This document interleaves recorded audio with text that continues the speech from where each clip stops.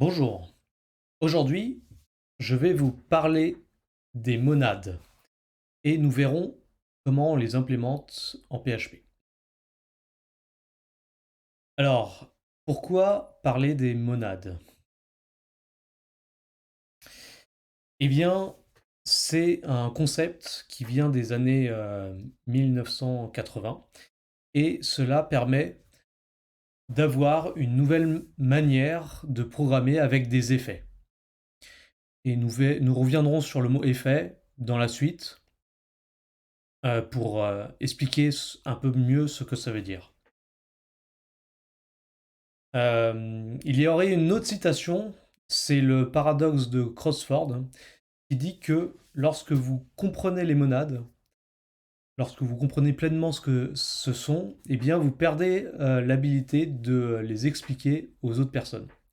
Donc c'est pour ça, pour la raison pour laquelle je viens ici pour tenter de vous expliquer les monades. Donc on va voir qu'est-ce qu'elles sont d'un point de vue fonctionnel. Euh, pour vous expliquer les monades, du coup, je pense que le plus simple, c'est de partir d'un exemple. Alors, dans cet exemple, on va reprendre, parler un peu du langage Haskell, puisque c'est un langage qui permet de s'appliquer à des contraintes plus mathématiques, mais c'est pas grave si vous connaissez pas le langage en lui-même, puisque ce n'est pas requis pour cet exposé. Donc, imaginons que nous avons une expression de type data, pour laquelle en fait on va l'assigner à sa représentation qui est soit une valeur entière, soit une division d'expressions, de deux expressions. Pour illustrer un peu plus ce que ça veut dire, c'est que si par exemple je prends le monde mathématique, eh bien j'ai donc à gauche des valeurs qui sont 1, donc 1 qui est représenté dans le monde Haskell à la valeur 1. La division de 6 et de 2 dans le monde mathématique peut être représentée en Haskell en division de la valeur 6 et de la valeur 2. Et ainsi de suite. Donc par exemple, si j'ai 6 que je divise par 3 et qui est divisé par 1, alors je peux représenter sous la valeur division de la valeur 6 qui est composée de la division de la valeur 3 et de la valeur 1. Donc, si on veut écrire une fonction d'évaluation de ce qu'on vient d'énoncer, eh bien en fait, on peut dire qu'on a une fonction d'évaluation des expressions vers des entiers. Et donc, de manière simple, on aura, lorsque on veut évaluer une valeur entière, n, eh bien, on aura n. Et si on veut évaluer une division de deux expressions, eh bien, on sera en fait capable de dire que c'est l'évaluation de x divisé par l'évaluation de y. Cependant, en fait, ici, le problème qu'on va avoir, c'est que ce programme peut planter. Puisque lorsque je vais évaluer y, si l'évaluation retourne 0, et bien du coup, j'aurai des problèmes par rapport à ce programme. Donc pour contrer cet exemple, on va introduire le savediv, qui est en fait l'évaluation d'un entier, qui retourne un entier, et qui retourne en fait maybe, c'est-à-dire que on va éventuellement retourner un entier. Et concrètement, cela s'applique de la manière suivante. Donc si j'ai deux entiers n et m, si m est égal à 0, alors je retourne donc nothing qui est en fait un type de maybe. C'est soit nothing, soit c'est just, c'est-à-dire c'est simplement la division entre n et m. Donc si je reprends l'évaluation qu'on essaie de mettre en place, et bien du coup on change, on va prendre une expression qu'on va retourner dans maybe. Avant c'était un entier. Et donc à ce moment-là, cela s'apparente de la manière suivante. Donc on a l'évaluation d'une valeur, c'est just dans cette expression.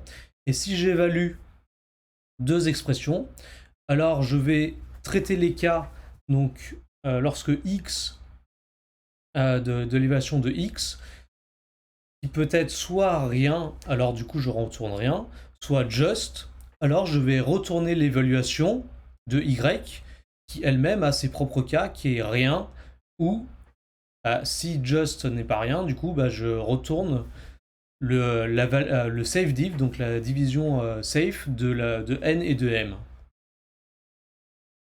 Bon, voilà, donc on va reprendre donc du coup ce qu'on a vu là, et en fait on s'aperçoit que lorsqu'on a évalué, on peut prendre en compte quelque chose, un pattern qu'on reconnaît, c'est-à-dire qu'on a le cas m qui est maybe, donc j'ai une case m, et bien soit je retourne nothing, soit je retourne just, qui est une fonction. Et donc en Haskell, on va introduire ce mot-clé là d'attribution qui dit que m, eh bien en fait c'est la fonction qui retournera nothing ou just de la fonction x. Et donc si je reprends l'évaluation de l'expression à maybe, eh bien donc dans le premier cas on va retourner n pour une valeur n, et dans le deuxième cas, pour l'évaluation de la division de deux expressions, on va retourner l'évaluation de x, et donc on compose avec cette fameuse fonction, et du coup on a le symbole lambda, mais en fait cela nous permet de réduire l'écriture de la fonction. Et Haskell en fait introduit un mot-clé qui s'appelle do, qui permet encore de réduire cette expression. Donc en fait, ce qu'on a vu, c'est que l'évaluation qui était, comment dire, qui pouvait cracher, eh bien, on peut la transformer en évaluation qui, cette fois-ci, ne crache pas avec le save div, en représentation plus simple, sous forme de Haskell. Et donc, du coup, on déduit un peu en Haskell que on va pouvoir avoir deux valeurs. Donc soit on va retourner un constructeur de type qui à partir de A retourne maybe A, et la valeur d'attribution donc qui est ce qu'on a vu, c'est-à-dire qu'on a un constructeur maybe qui retourne à partir de A maybe B, et qui lui-même retourne maybe B. Voilà, donc ça c'était pour l'exemple. Et maintenant, on va traiter un peu revenir un peu sur les mathématiques, et c'est-à-dire les fonctions pures en PHP. Eh bien, à quel moment on parle de fonctions pures? Eh bien, une fonction pure, en fait, c'est une fonction telle que vous avez l'habitude de les utiliser, qui est à partir d'arguments ABC. On va traiter à l'intérieur de la fonction quelque chose pour lequel on va mettre une valeur dans X. Et à la fin, en fait, on va retourner X. Et dans ces types de fonctions pures, on a quelque chose qui s'appelle la transparence référentielle. C'est-à-dire qu'en fait, dans la fonction, eh bien, on va interdire l'utilisation des mots-clés this, des mots-clés self, des mots-clés statiques. En fait, tout ce qui permet de modifier le comportement de la fonction autre que, que ce qui est à l'intérieur. Et donc, en fonction pure, par exemple, ici, les fonctions listées fill, get, constants, MySQL query, time et rand, eh bien, ne respectent pas la référence transparentielle, puisque, en fait, elles sont sujettes à soit retourner des résultats différents, ou soit de retourner des résultats différents en fonction, justement, des paramètres. Et là, par exemple, dans file, get, content, eh bien, on peut très bien modifier le fichier et donc retourner un résultat différent. Dans MySQL Query, eh bien, on aura un résultat différent en fonction de l'état de la base de données. Dans time et rand, eh bien, ce sont des valeurs qui vont dépendre à la fois du temps ou rand d'un indice qui retourne une valeur aléatoire. Alors bon, qu'est-ce que c'est qu'une monade du coup? Eh bien, du coup, bah, je peux très bien vous dire, bah voilà, apprenez le Haskell. Sinon, apprenez la théorie des catégories dans le langage mathématique. Ou sinon, je peux très bien vous dire qu'une monade, c'est simplement une monoïde dans la catégorie des enophantor. Donc ça, c'est un terme mathématique, mais qui concrétise cela. Et sinon, bah, on a aussi des représentations un peu en Haskell de ce qu'est une monade.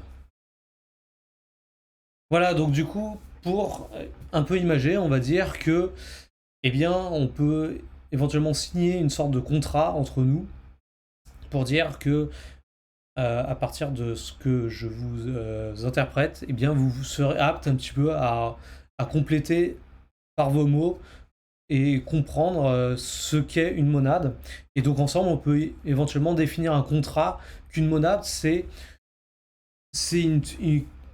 fonctionnellement une fonction pure qui respecte le principe référentiel et qui a quelque chose comme dans le langage Haskell.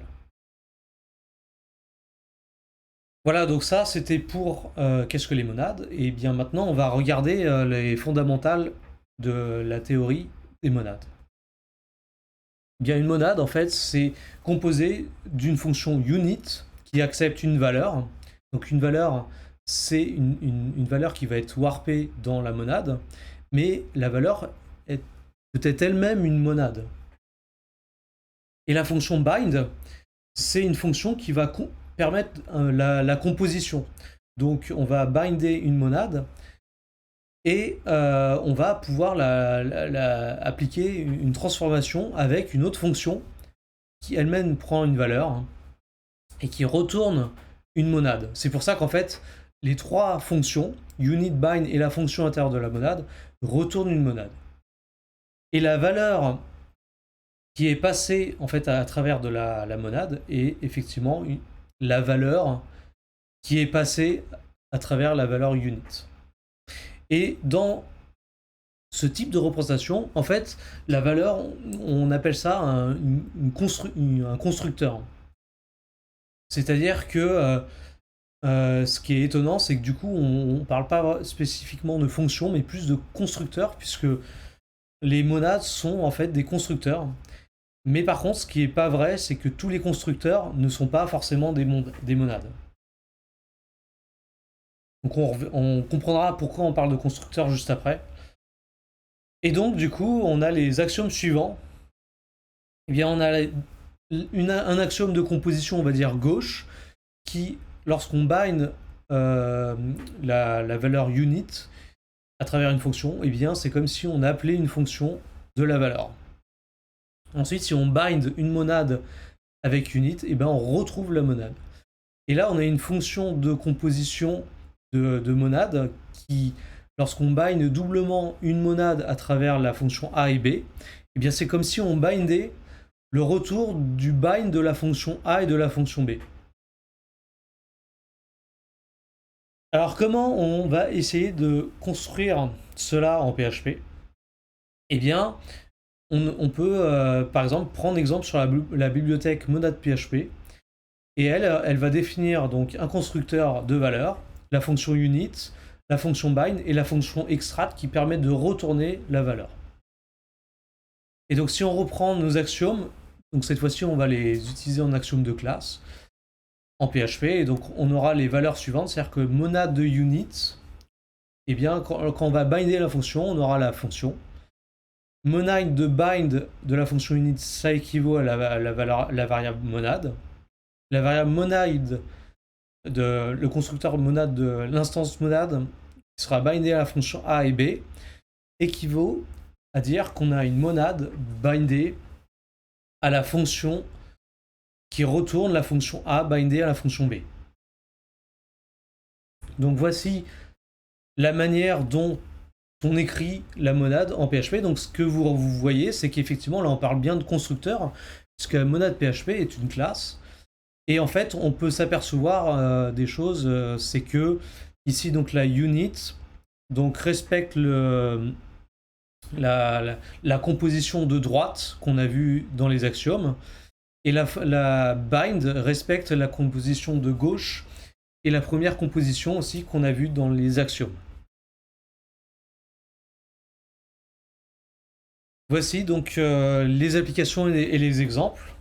Et bien du coup, pour avoir un peu plus de concret sur à quoi on utilise les monades, eh bien on peut prendre exemple sur la monade identité qui est la plus simple. C'est-à-dire qu'on prend 10, on va la binder à une valeur, et bien du coup elle va nous retourner 10 la valeur en var2. Et en fait on va transformer, on va dire voilà, on va diviser par 2 par exemple. Et lorsqu'on extrait la valeur, eh bien on retourne 5. Donc ça, l'identité n'a pas vraiment d'intérêt, mais c'est la plus simple à construire. Ensuite, on a la monade maybe, donc ça c'est celle qu'on a vue en exemple. Et bien du coup, si on bind une fonction, et bien du coup on va tester la valeur nulle, comme par exemple on avait dit là, pour la division par 2. Et bien donc si la valeur est nulle et pas nulle, et bien du coup on va binder la fonction, sinon on retourne la monade avec la valeur nulle, unitaire avec la valeur nulle.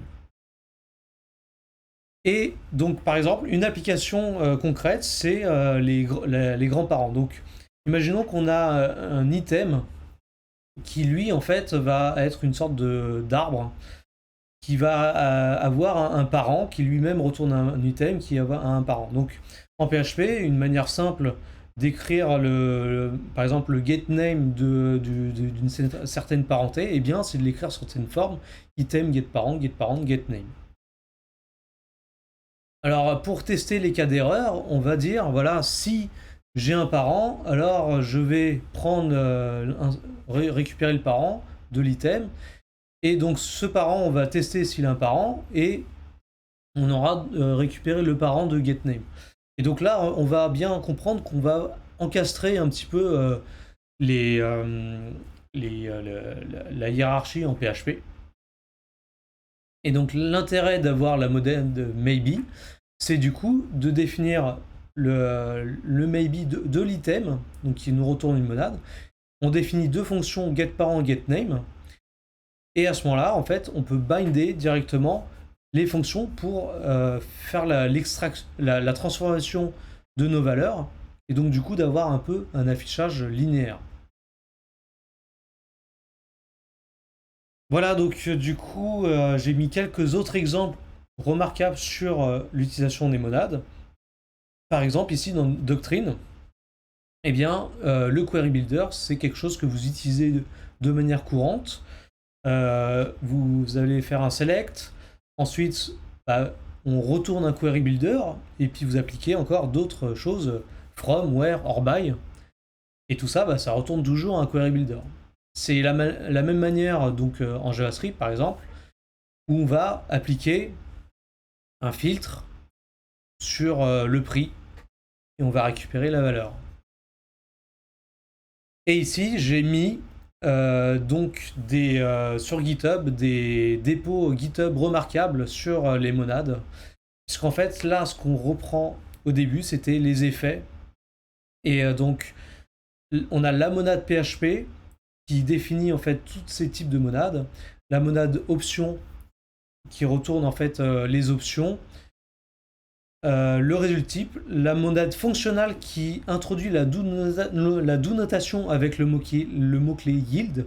Donc je vous invite à regarder puisque c'est assez intéressant. Et bien sûr, un peu de l'autopromo. Donc moi je travaille sur la monade Rail, sur le projet que j'avais présenté la dernière fois à la FUPREN sur la Railway Flow Based Programming. Et donc en fait, moi, je me suis intéressé à comment construire une monade qui va warper une fonction. Voilà, donc du coup, ce qu'on a vu, c'est que les monades sont une catégorie de design pattern. Vous les avez déjà utilisées, vous n'avez pas besoin d'apprendre des choses mathématiques dessus. Et bah c'est parti, amusez-vous avec. Merci.